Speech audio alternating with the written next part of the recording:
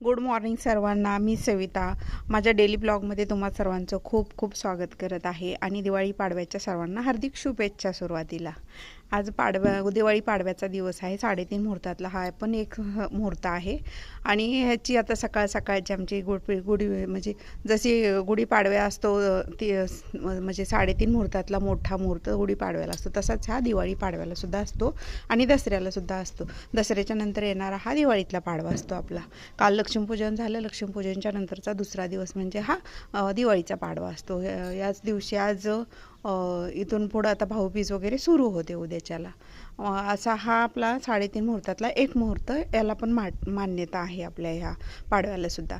आणि असा हा पाडवा आता आम्ही सकाळ सकाळ साजरा करत आहोत. त्याच्यासाठी आम्ही शेणाच्या गवळणी घालून घेतलेले. ते थोडंसं अंगण सारवून घेऊन, शेणापासून सारवून घेऊन किल्ल्याच्या समोरच अशा थोड्या तुळशीच्या साईडला गवळणी घालतो आम्ही. आता हे सर्व सकाळची कामं आम्ही आटपून घेतलेली आहेत. रांगोळी वगैरे काढून झालेली आहे आणि त्याच्या मध्यंतरी आम्ही असं दूध ठेवतो तापायला. मग ते दूध ओतू पण जातं त्याच्यामध्ये, किंवा भात पण शिजायला घालतात काही जणी. तुमच्याकडे काय करतात ते मला कमेंटमध्ये सांगा. आणि सकाळ सकाळ बघा आता हे अशी फुलांची बहर किती छान आलेली आहे समोरच अंगणामधली.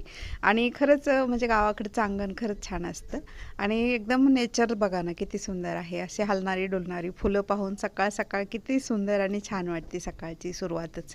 आता जसं आज थोडं ऊन कमीच आहे, त्यामुळं थोडं अजून एवढा काही ऊन अजून वरती आलेलं नाही.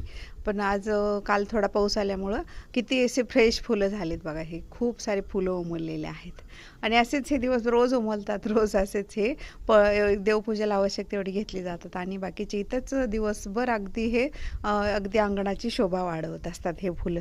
आणि खरंच हे निसर्गात राहायला खूपच छान वाटतं. कधीतरी असं गर्दीतून बाहेर येऊन कधी कधी ना गावी राहायला सुट्टीत खरंच प्रत्येकानं वेळ काढला पाहिजे.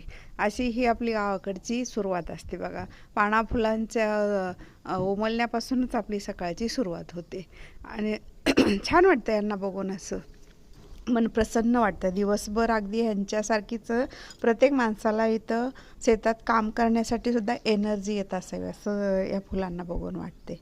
प्रत्येक फूल म्हणजे काहीतरी सांगते. इथं बघा किती छान आहे ह्याचं.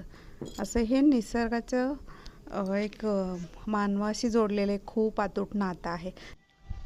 सकाळ सकाळ केळीचा घडसुद्धा पिकलेला दिसला आणि बरेचसे केळी त्याच्या पक्षी खाऊन गेले होते, म्हणून म्हटलं आता पूर्ण घडच काढून घ्यावा. पोरं आलेत सुटेल तोपर्यंत संपून जाईल.